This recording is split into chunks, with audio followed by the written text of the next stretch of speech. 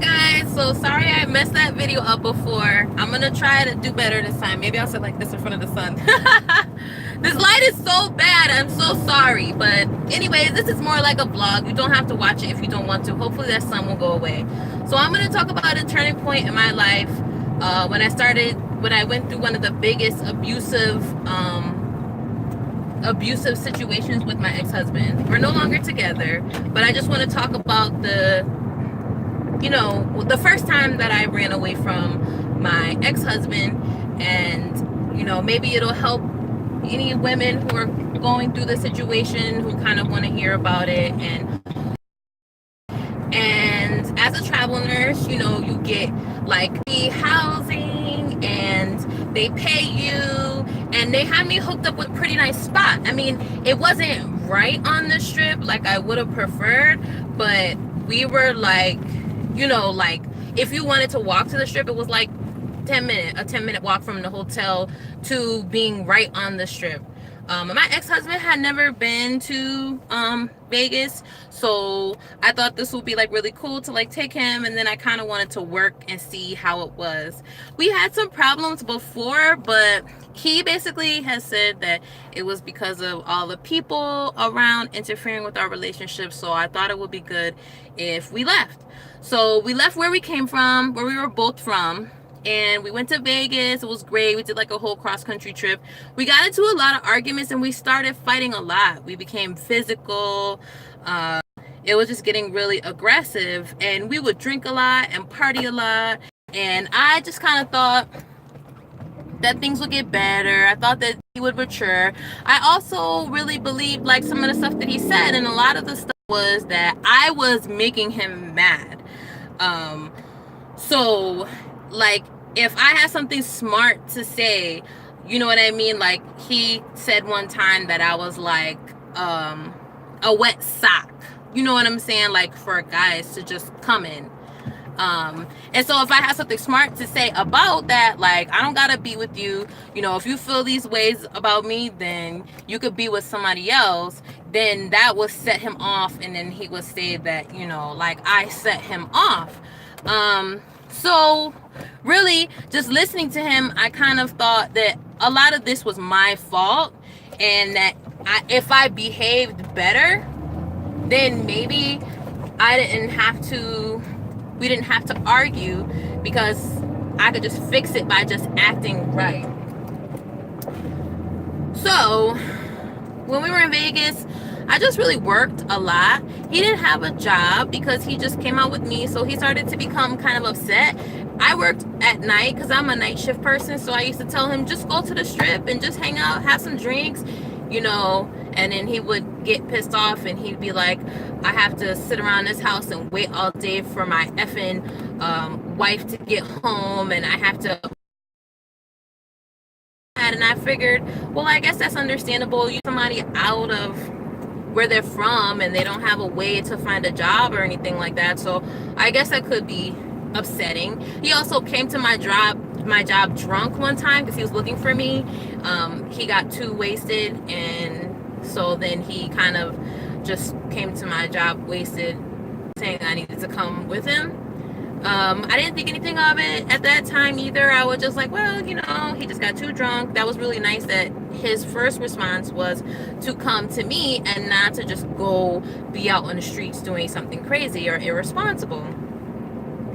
So then one time we were going out, and it was a long night. I was wearing some high heel wedge shoes. They were like super cute. And he was holding my heels for me because it was a long night. We had been dancing, and I just couldn't stay in my heels anymore.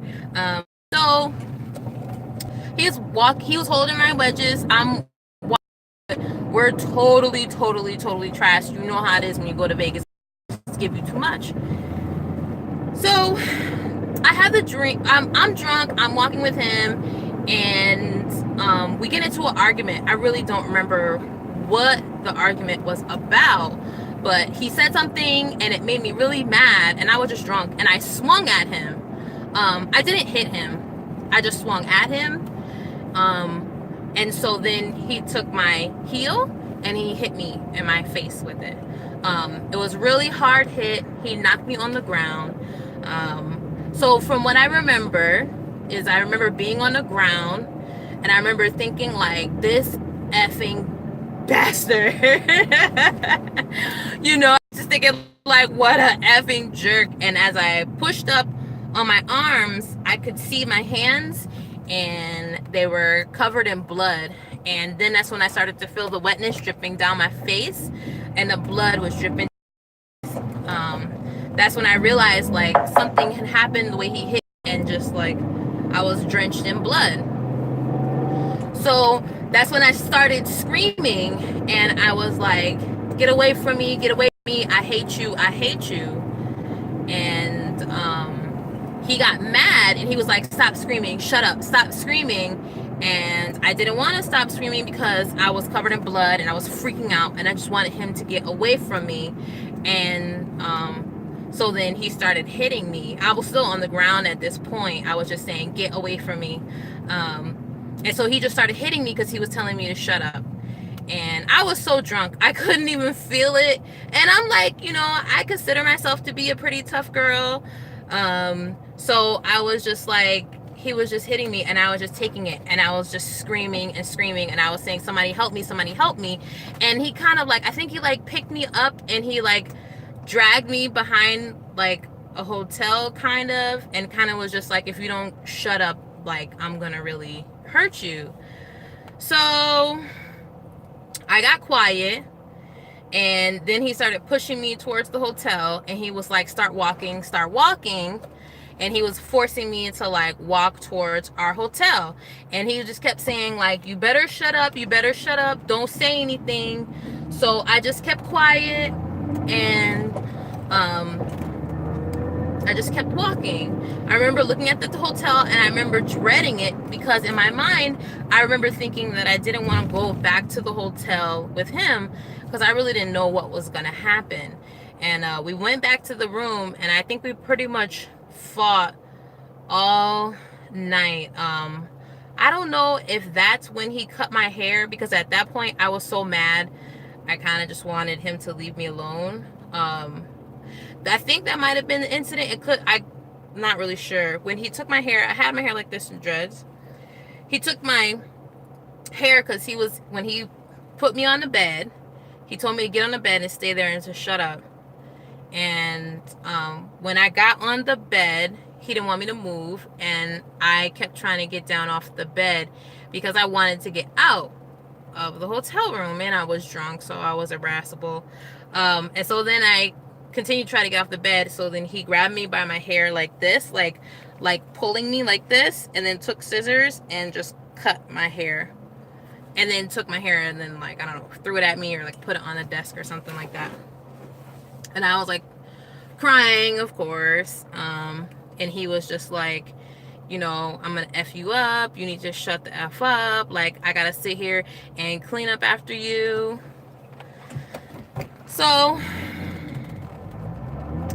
we fought all night. I think that was the night he was drinking. He kept drinking, and I was asking him to stop drinking, because whenever he drunk, he got more mad and he would get more violent. So I was like, stop drinking, I want you to leave me alone, this is crazy, this is not right, this is not the way relationships should be.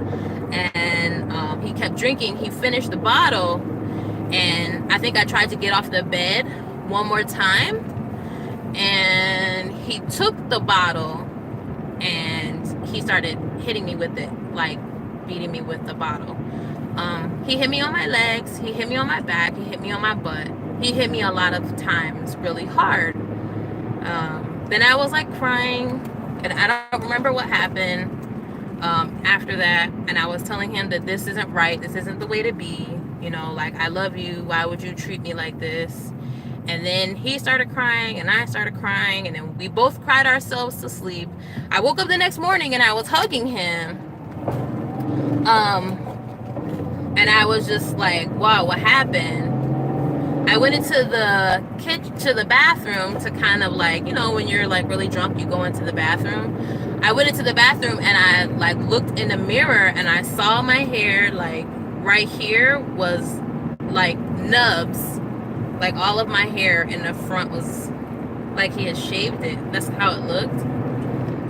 And my dreads, you guys don't understand. If you have dreads or like these type of dreads, like I have mini dreads, they take a lot of work. They're not like, oh, I just don't do anything to my hair. Like, it's constant working with it and washing it and putting on things and doing research and working with it some more. And then I had bleached my hair and I was styling it. Like, they were a lot of work. So all my hair in the front was gone. There was dried blood on the side of my face. I didn't know what was wrong with my ear. And I'm a nurse, so I didn't know if I could hear through the stethoscope anymore. And it was still bleeding. I tried to clean it up and it was still oozing blood. So from that point on, I just worked. When I went to work, I had to put alcohol swabs in my ear because I didn't want to get an infection. And it wouldn't stop bleeding. So I didn't really know what was going on with my ear. And to this day, I never got it checked out. I remember one time in my last job, I asked my friend to look into my ear, and she just like spazzed on me and she started yelling at me because we worked in an emergency room and there's otoscopes in the room. So I was just like, I don't know what's wrong with my eardrum. I never got it checked out. Like, hey girl, can you just look at my ear? And then she was like, why would you want me to do something like that? Like, I don't want to do that. Like, she totally flipped it. So I was like, okay, it's fine. Don't look at my ear then. But so the turning point at that situation was after that happened, that's when I started like wearing headbands a lot to cover the spot where he cut it. And I was working with the stethoscope. Like, I couldn't even put both parts of the stethoscope in my ear. When I had to assess my patients, I had to have only one in one ear and the other one was just like hanging out. And then I always had alcohol swabs in my ear because my ear was bleeding. So then a few nights after that, we decided to go hang out again, and we were saying how awful that situation was and how we would never want it to happen again. And we were like, we're gonna have a really good time this night. We went out and then we started drinking and we got really effed up. And then when the night started going on, we started getting into arguments again. We were drunk, so we weren't arguing over anything that made sense. But when we got back to the hotel, he said to me, you better shut up before what happened to you the last time happens to you again. And that really struck fear all the way in my heart. Like, I started sweating. I was so afraid. And I was just like, oh, so he's admitting that he's going to do it again. It wasn't a mistake. So then I was like, okay. And I kind of like got quiet. And he fell asleep. And once he fell asleep, I tiptoed out of the hotel room and I ran out. I had no shoes because we had went to sleep and I pretended like I was going to sleep with him. I had no shoes or anything. I tiptoed out and I was running and I just kept running. I feel like I was in a car at some point. I don't really even know. I just know that I ran and I was like, I think I did get in my car because I had drove it up there. And I was like, I called the hotel. I tried to check out over the phone. They wouldn't let me because they were like, he's your husband. He has the legal right to stay in that room. You can't just kick him out. And I was like, well, he's crazy, so he's going to destroy your hotel room if you don't kick him out. And then they were just like, well, ma'am, if he does that, then you're just going to have to pay for it. And I was like, why should I have to pay for it? I'm not doing any damages. But they were like, the hotel room is checked out under your name and he's your husband. So if he destroys the room, then you have to pay for it. And then I was like, well, then charge me and call the police. I'm not going back there. And if you don't want to check me out, you don't have to. But I'm not staying there anymore. So then they did call the police because the neighbors could hear him destroying the room.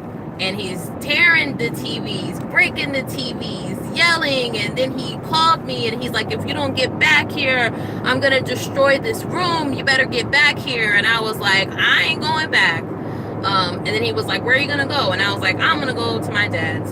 So I ran to my father's house, which was in Los Angeles. That was the first time I drove to California. I was like shaking and crying the whole way there. I called my sister, told her I was coming. She started crying because she never really knew that he was fighting me, but she had an idea. And when I got to my dad's house, he was like, I kind of knew that was going to happen. He's that kind of guy. Like, why would you get with him? And I don't remember how I ended up taking off my clothes.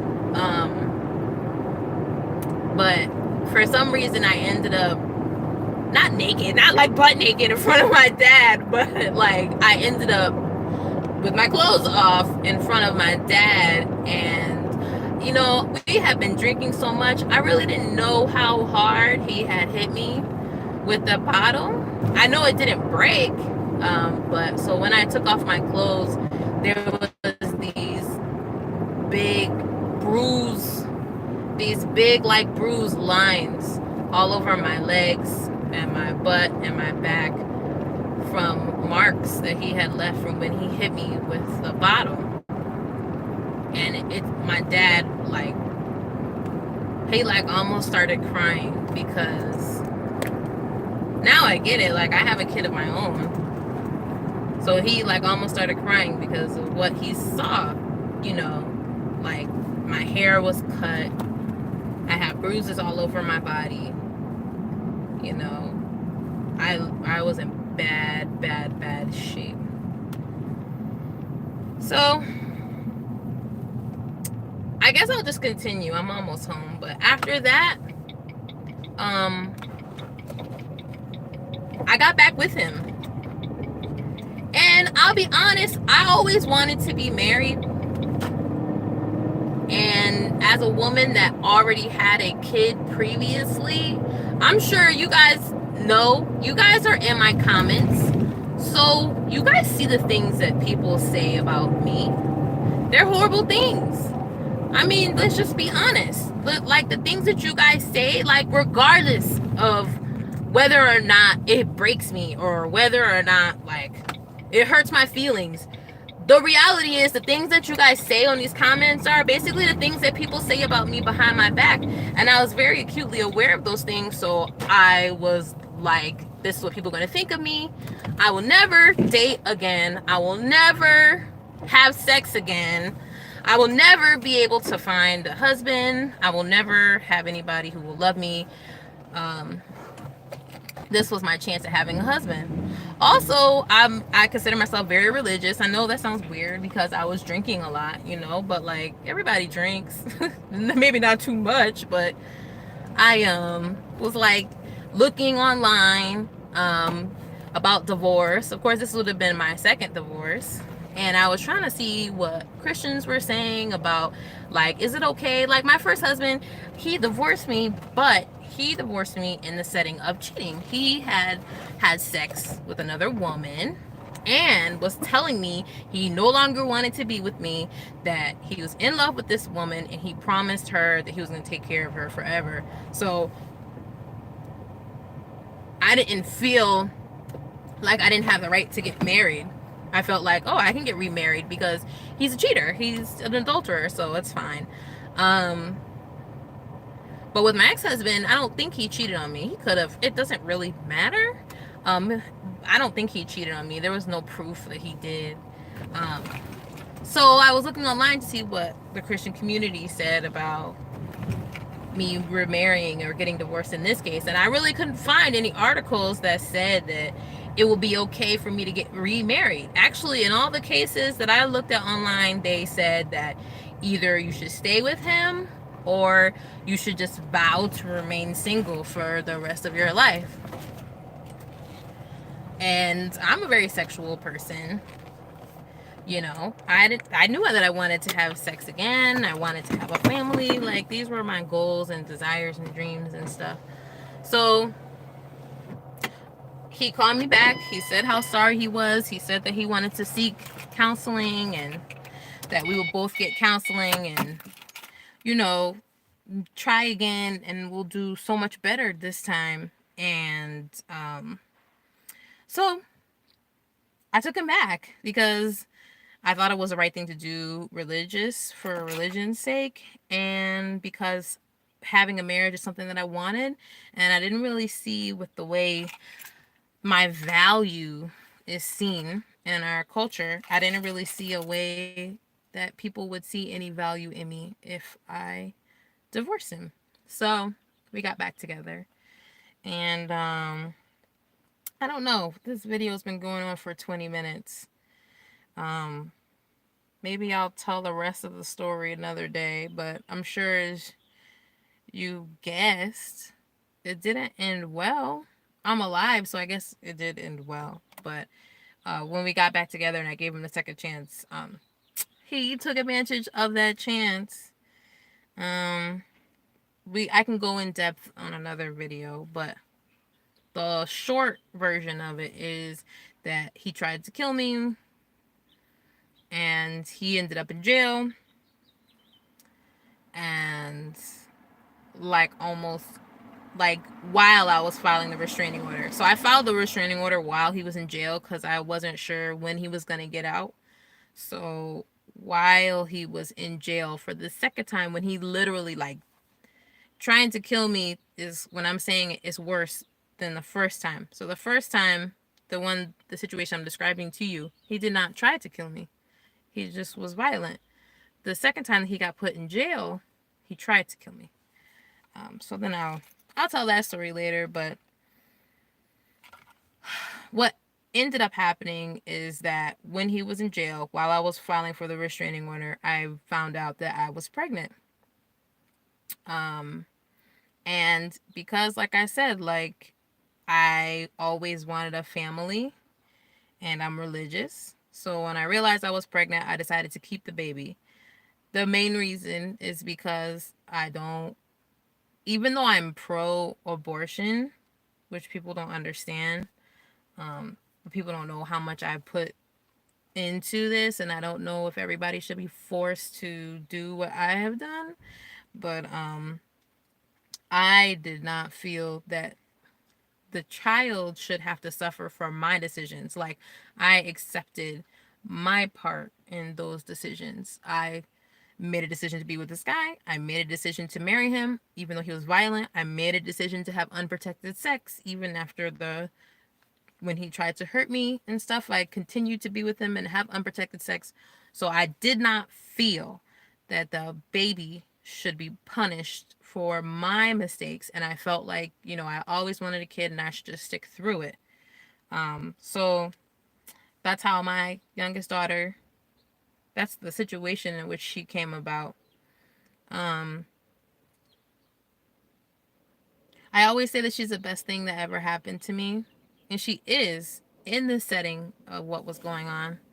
I mean, the reality is, I probably would have never left him if it wasn't for her, because my worth, the way I viewed my worth, was so low. Because I was looking, let's put it like this, I was using YouTube comments to validate who I was. So if you think about that, you look at my YouTube comments, you'll see how I thought about myself, because I was taking what you guys were saying about me and I was internalizing it. And so because I had no self-worth, I didn't see a reason to leave. I just felt like I could just continue to deal with the pain, you know, until whatever happened. But once I had my daughter, I had a responsibility to somebody else. And then that's when I decided that I had to be more responsible. I couldn't just throw my life away because my daughter was depending on my life in order to eat. And so my worth came in her needing me. So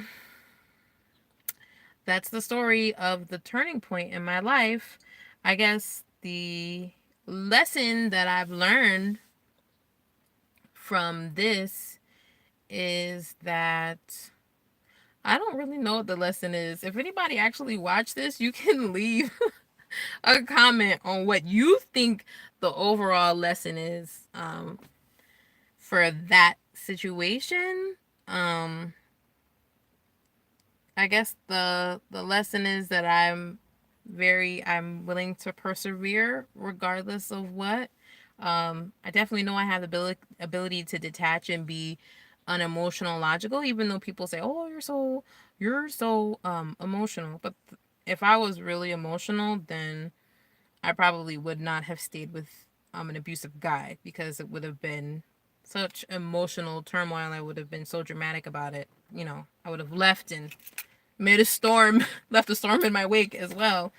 But I always had the ability to logically detach from the situation and say, okay, although I'm feeling like you're offending me and you're calling me all these names and those things hurt my feelings, you're presenting this information that I'm being illogical and that maybe that I'm not looking at the situation correctly. So I'm willing to take your opinion over mine.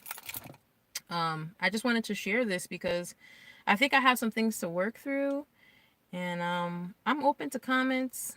I'm beyond the point where I'm gonna get hurt. My feelings are gonna get hurt. I wouldn't post videos anymore if I thought my feelings were gonna get hurt, because y'all commenters are relentless.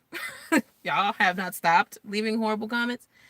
And I've been doing this for a while, so if I was worried about my feelings getting hurt, I wouldn't post. But I think I'm reaching the point now where I'm trying to be open and I'm willing to hear what other people think. And even if you don't have anything to say that's positive, go ahead, leave your comments. If you're a female that's going through this situation, go ahead, leave your comments. And then some other time, sometime soon, I will repost. I'll not repost, but I will post the video of when I left him for real and how that actually went down. Hopefully it'll be more exciting and the video will be better quality than this. But thanks you all for watching, and like and subscribe.